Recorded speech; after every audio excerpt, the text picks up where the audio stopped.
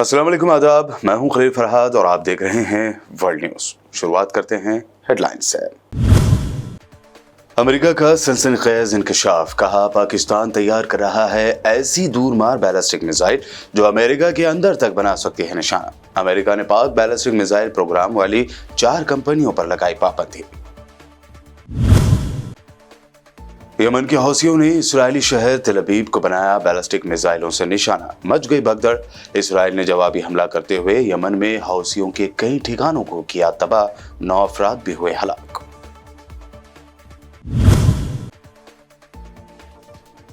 Nigeria में पेश आया अफसोसनाक वाकया, स्कूल के मेले में मची भगदड़, 35 बच्चे जाँ बहक, 6 जख्मी। मेले का स्पॉन्सर समेत 8 अफराद गिरफ्तार।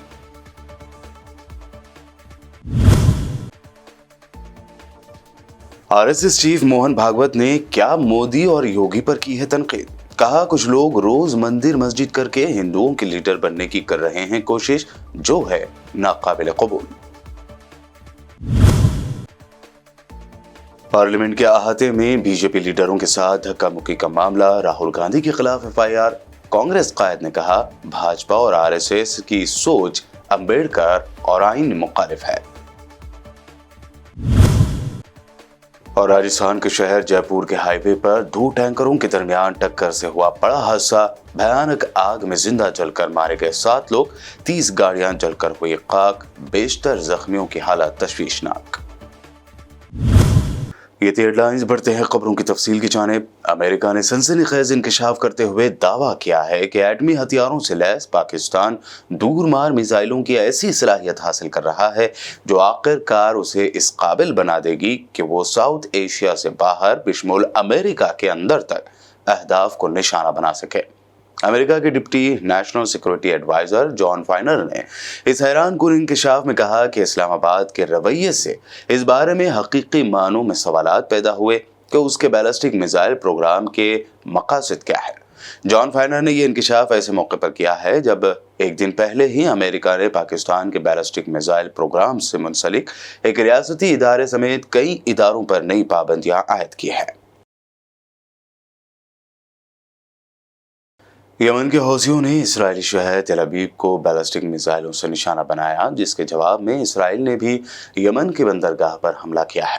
अरब मीडिया के मुताबिक यमन की जानिब से गुज़िश्ता रोज इस्राएली शहर तेल अवीव पर बैलिस्टिक मिसाइलों से हमला किया गया।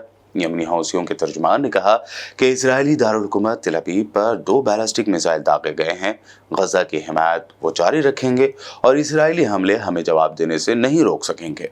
दूसरी जानिब इसराइल ने यमन में हौसी बागियों के जेर कब्जा दारुल-हुकूमत सना में बहर अहमर के तेल के टर्मिनल और बिजली घरों पर फिजाई हमले किए।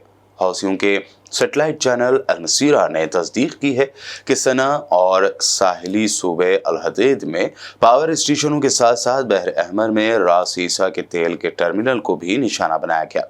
इसराइल के हमलों में हौसियों के जेर इस्तेमाल 3 पोर्ट बंद हो गई हैं। साउथ सना में हजेज पावर स्टेशन भी इसराइली फिजाई हमले में तबाह हो गया, जबकि इसराइली हमले में 9 अफराद के मारे जाने की इत्तलात भी हैं।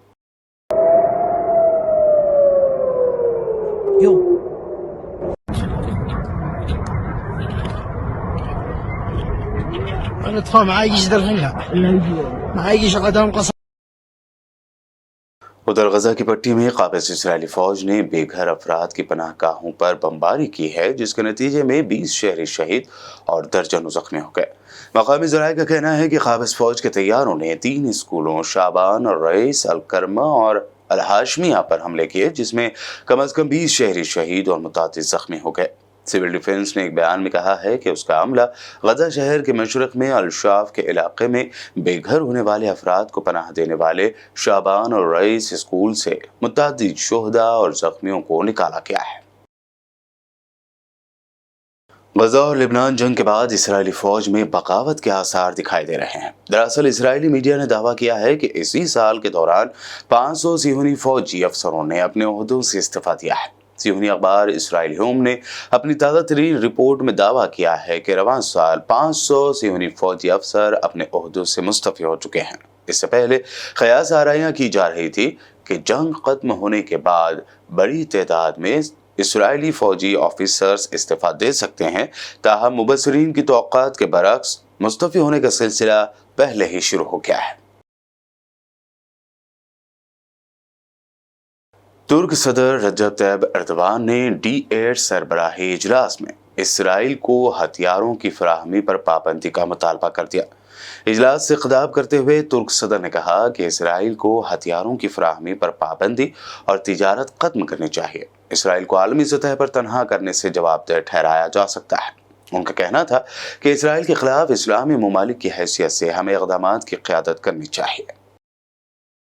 नामवर आलमी शोहरत याफ्ता इस्लामिक स्कॉलर और मुबल्लिग डॉक्टर जाकिर नायक ने युगांडा के दौरे के दौरान बंजी जंपिंग का मुनफरिद तजुर्बा किया और इसकी तस्वीर सोशल मीडिया पर शेयर कर दी, जो काफ़ी वायरल हुई हैं। डॉक्टर जाकिर नायक इन दिनों युगांडा के दौरे पर हैं, जहां वो रिवायत से हटकर मुख्तलिफ तजुर्बात करते नजर आ रहे हैं, जिसमें दरियाए नील में खतरनाक बंजी जंपिंग और दरिया में राफ्टिंग वगैरह शामिल है। अफगानिस्तान के सूबे गजनी में मुसाफिर बसों को पेश आने वाले दो मुख्तलिफ हादसात के नतीजे में कम अज़ कम 52 अफराद हलाक और 60 से ज़ायद ज़ख्मी हो गए। गैर मुल्की मीडिया के मुताबिक अफगानिस्तान के जनूब मशरक़ी सूबे गजनी में काबुल और कंधार को मिलाने वाली हाईवे पर मुसाफिर बस एक ऑयल टैंकर से टकराई, जिसके नतीजे में 52 अफराद हलाक और 65 अफराद ज़ख्मी हो गए।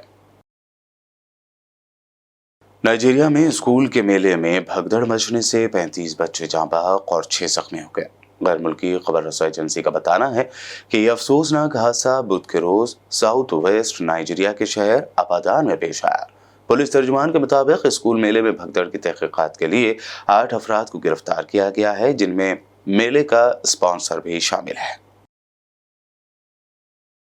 वियतनाम के एक कैफे में होने वाली आतिशज़दगी के वाक़े में 11 अफराद हलाक हो गए हैं। गुज़िश्ता रात वियतनाम के दारुल हुकूमत हनोई में कायम एक कैफे में आग लग गई, जिसके नतीजे में अब तक 11 हलाकतों की तस्दीक हो चुकी है, जबकि 2 अफराद ज़ख्मी भी हुए हैं, जिन्हें अस्पताल मुंतकिल कर दिया गया। वियतनामी हुकाम का कहना है कि उन्होंने कैफे से एक मुश्तबा शख्स को हिरासत में लिया है, जिसने कैफे में आग लगाने का एतराफ़ किया है। गिरफ्तार शख्स ने पुलिस को दिए गए बयान में कहा कि कैफे के स्टाफ से होने वाली बहस के बाद उसने पेट्रोल छिड़क कर वहां आग लगाई।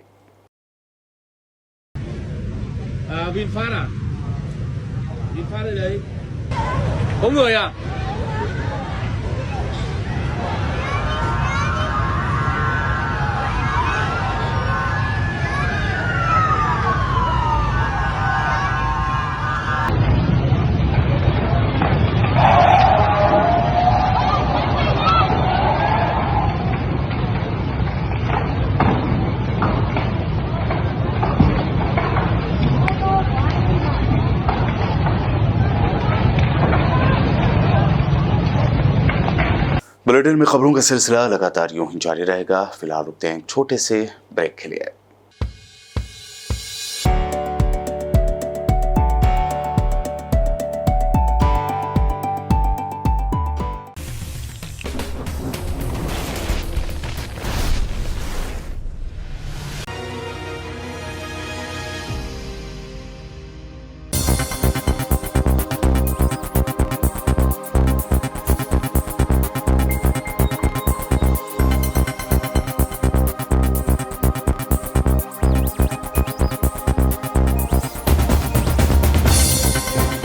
ब्रेक के बाद आगे बढ़ते हैं और अब देखते हैं अहम नेशनल न्यूज़।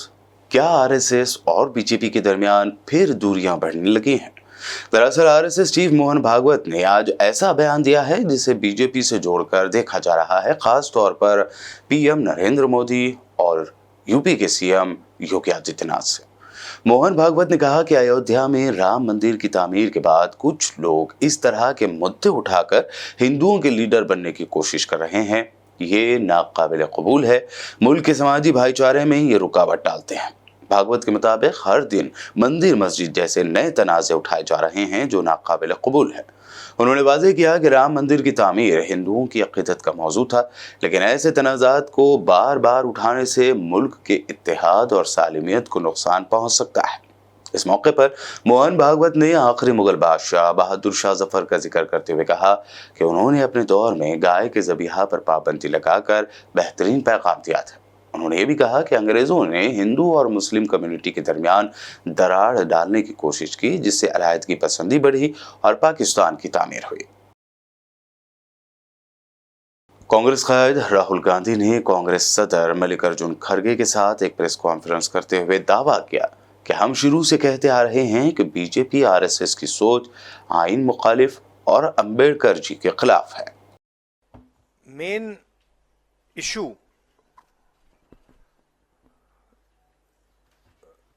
शुरुआत हुई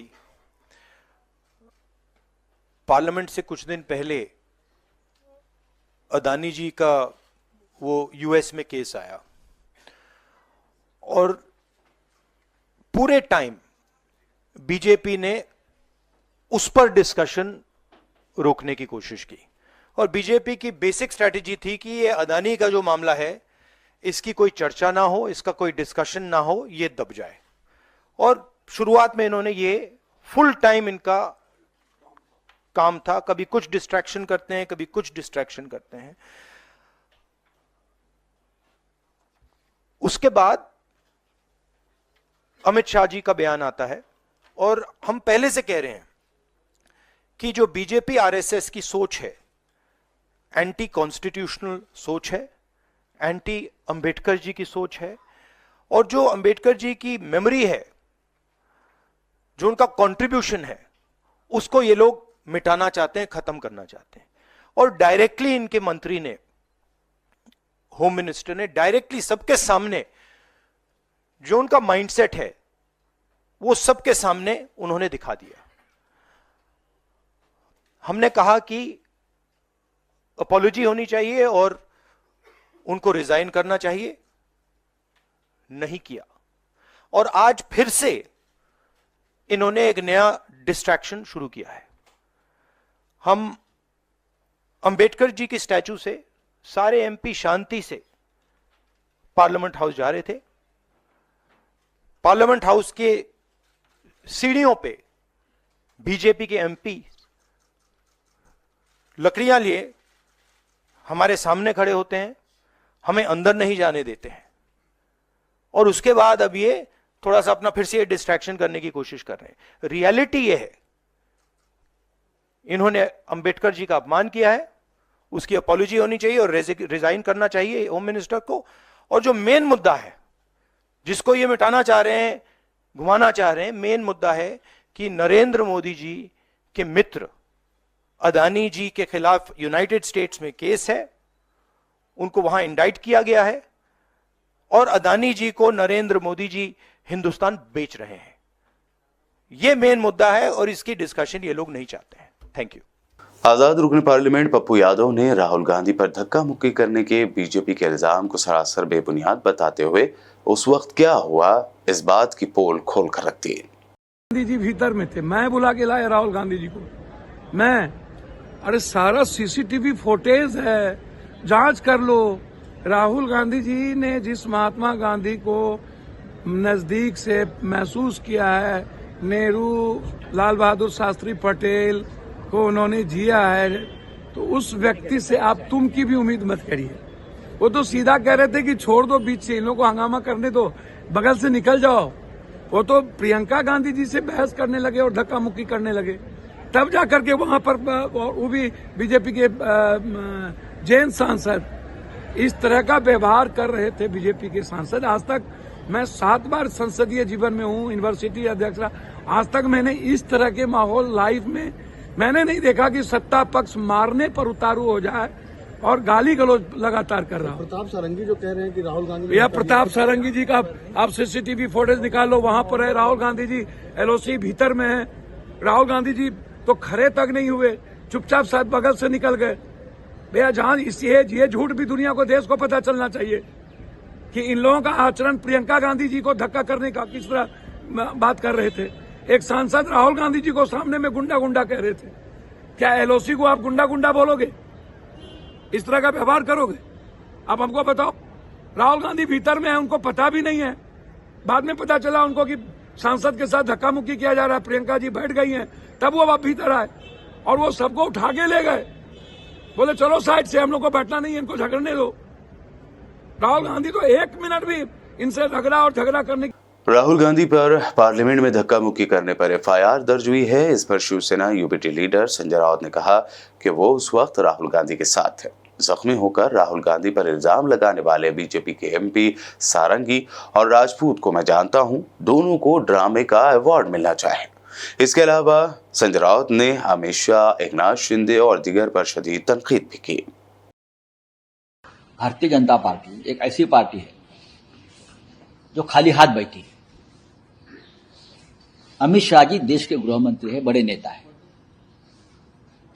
अगर अमित शाह जी से गलती हुई है, हाँ, उनकी जुबान फिसल गई है, तो माफी मांगनी चाहिए। डॉक्टर अंबेडकर जी के बारे में माफी मांगने में कोई अपराध नहीं है। अंबेडकर एक ऐसा एक व्यक्तिमत्व रहा है जिसे भगवान का दर्जा है इस देश में। और अमित जी कहते हैं अंबेडकर अंबेडकर अंबेडकर, उससे अच्छा तो आप भगवान का नाम लेते। जिस व्यक्ति ने इस देश के पिछड़े हुए वंचित लोगों को मिट्टी से उठाकर शिखर तक पहुंचाया, प्रतिष्ठा दी, वो भगवान है, भगवान से भी बढ़कर है। उसके बारे में आपके मुंह से गलत शब्द निकला है, गलती से बोलो, तो आपको माफी मांगना चाहिए। ऐसा नहीं होता है। सदन में लोग उपस्थित थे, हमने देखा है। वो जिस स्टाइल में बोल रहे थे उसे कहते हैं मस्ती। सर, जानना चाहिए कि एकनाथ शिंदे के साथ बहुत से लोग जो है रेशम बाग में जाने वाले हैं, सभी कार्यकर्ता तो मुख्य में जाने वाले हैं। देखो भाई, बात ऐसी है, या अपने आप को शिवसैनिक और शिवसेना के नेता मानते, लेकिन शिवसेना कभी अपना विचारधारा से अलग नहीं है। राष्ट्रीय स्वयंसेवक संघ के साथ हमारे रिश्ते बहुत अच्छे रहे, आज भी है। विचारधारा में कुछ मतभेद हो सकते हैं, लेकिन हिंदुत्व की विचारधारा का एक धागा हमें हमेशा जोड़ता रहा। लेकिन हम कभी क्या बौद्धिक लेने के लिए उनके कार्यालय में गए नहीं, ना हमें जाने की इजाजत बाला साहब ठाकरे जी ने कभी दी थी, क्योंकि हमारे बौद्धिक प्रमुख हमेशा बाला साहब ठाकरे ही रहे। उनके विचारों से हम चले। लेकिन ये तो कोई अलग ही पार्टी जो बनाई है ये लोगों ने, अपने आप को जो शिवसेना मानती है, वो आप बीजेपी की शाखा बन गई। तो उनको जाना पड़ेगा, नहीं तो जेल जाएंगे। ईडी सीबीआई की चौकी लगेगी उसके दरवाजे के बाहर, सत्ता से निकाल देंगे लोगों को। तो ये सत्ता बचाने के लिए और जेल में जाने से बचने के लिए ये सब ये नाटक कर रहे हैं। नहीं तो ये कब गए थे उसके पहले संघ के शाखा में। एकनाथ शिंदे अपने आप को क्या बोल रहा है, स्वयंसेवक बता रहा है। ये हमारे लिए एक संशोधन का विषय है। जो व्यक्ति हमारे साथ 25-30 साल तक रहा, हमने उनको इतने बड़े बड़े पद दिए, वो अपने आप को शिवसैनिक नहीं बोलता है तो स्वयंसेवक मानता है। कब बन गए स्वयंसेवक? उसका मतलब आप झूठे शिवसैनिक थे, आप ढोंगी शिवसैनिक थे, और आप बाला साहब ठाकरे जी का अपमान। होम मिनिस्टर अमित शाह को पैगाम देते हुए आम आदमी पार्टी लीडर मनीष सिसोदिया ने कहा कि अगर आपको बाबा साहब अंबेडकर के नाम से इतनी चिढ़ है तो भारत छोड़कर किसी और मुल्क चले जाओ। मैं सिर्फ ये कहना चाहता हूं कि देश तो अंबेडकर अंबेडकर चिल्लाएगा। अमित शाह जी अगर अंबेडकर के नाम से इतनी चिढ़ है तो भारत छोड़कर किसी और देश में चले जाओ। तो सारे हिंदुस्तानी किसी भी धर्म के हो, किसी भी जाति के हो, हम तो अंबेडकर अंबेडकर चिल्लाएंगे, हम तो अंबेडकर अंबेडकर का मंत्र गाएंगे। जिसको अंबेडकर के नाम से प्रॉब्लम है वो हिंदुस्तान छोड़ के कहीं और जाके शरण लेंगे। पार्लियामेंट में आज भी कांग्रेस एमपी प्रियंका गांधी ने एहतजाज करते हुए बाबा साहब अंबेडकर की तौहीन करने पर होम मिनिस्टर अमित शाह से माफी मांगने का मुतालबा किया। उन्होंने कहा कि बाबा साहब अंबेडकर की तौहीन हिंदुस्तान कभी बर्दाश्त नहीं करेगा।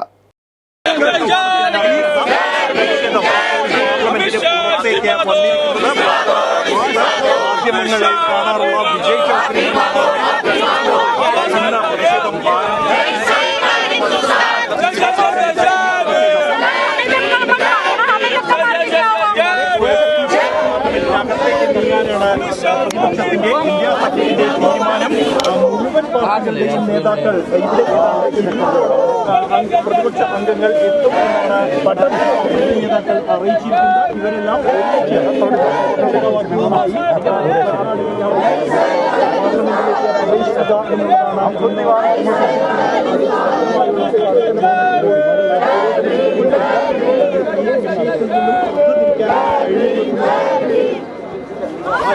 सर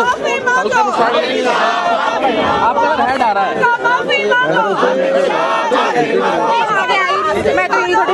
राजस्थान के शहर जयपुर में आज सुबह बड़ा हादसा पेश आया जिसमें 7 लोगों के जिंदा जलकर मरने की खबर है। जयपुर अजमेर हाईवे पर एक पेट्रोल पंप के पास 2 टैंकरों के दरमियान भयानक टक्कर हो गई जिससे बड़ी तबाही मच गई। हादसे में 30 गाड़ियां जलकर खाक हो गई हैं जबकि 8 लोग जिंदा जलकर मारे गए। इसके अलावा बड़ी तादाद में लोग जख्मी भी हुए हैं जिनमें से बेशतर की हालत तशवीशनाक बताई जा रही है। हादसे के चश्मदीद ने बताया कि जहां हादसा हुआ है वहां सड़क पर गलत कट दिया गया है, इसी कट की वजह से यह हादसा हुआ। आए दिन यहाँ हादसे होते रहते हैं, पुराने हादसों से सबक लिया होता तो आज ये भयानक हादसा ना होता। होम मिनिस्टर अमित शाह समेत कई सियासी कायदीन ने इस हादसे पर अफसोस और गम का इजहार किया है। वहीं महलूकीन के विरसा और जख्मियों के लिए इमदाद का भी ऐलान किया गया है। बुलेटिन के आखिर में हेडलाइंस पर डालते हैं एक और नजर। अमेरिका का सनसनीखेज इंकशाफ, कहा पाकिस्तान तैयार कर रहा है ऐसी दूरमार बैलिस्टिक मिसाइल जो अमेरिका के अंदर तक बना सकती है निशाना। अमेरिका ने पाक बैलिस्टिक मिसाइल प्रोग्राम वाली 4 कंपनियों पर लगाई पाबंदी। यमन के हौसियों ने इस्राएली शहर तेल अवीव को बनाया बैलिस्टिक मिसाइलों से निशाना, मच गई भगदड़। इस्राएल ने जवाबी हमला करते हुए यमन में हौसियों के कई ठिकानों को किया तबाह, 9 अफराद भी हुए हलाक।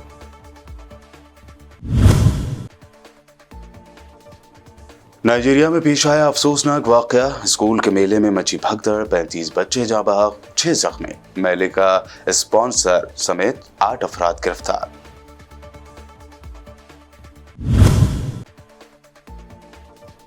आरएसएस चीफ मोहन भागवत ने क्या मोदी और योगी पर की है तनकीद, कहा कुछ लोग रोज मंदिर मस्जिद करके हिंदुओं के लीडर बनने की कर रहे हैं कोशिश, जो है नाकाबिल कबूल।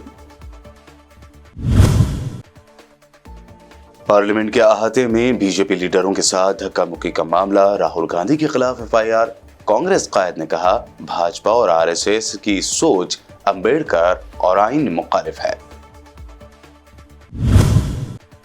और राजस्थान के शहर जयपुर के हाईवे पर 2 टैंकरों के दरमियान टक्कर से हुआ बड़ा हादसा, भयानक आग में जिंदा जलकर मारे गए 7 लोग, 30 गाड़ियां जलकर हुई खाक, बेशतर जख्मियों की हालत तशवीशनाक। वर्ल्ड न्यूज में ये थी अब तक की अहम नेशनल व इंटरनेशनल न्यूज। मजीद ताज़ा तरीन अपडेट्स और दिलचस्प प्रोग्राम्स के लिए देखते रहिए BPN चैनल।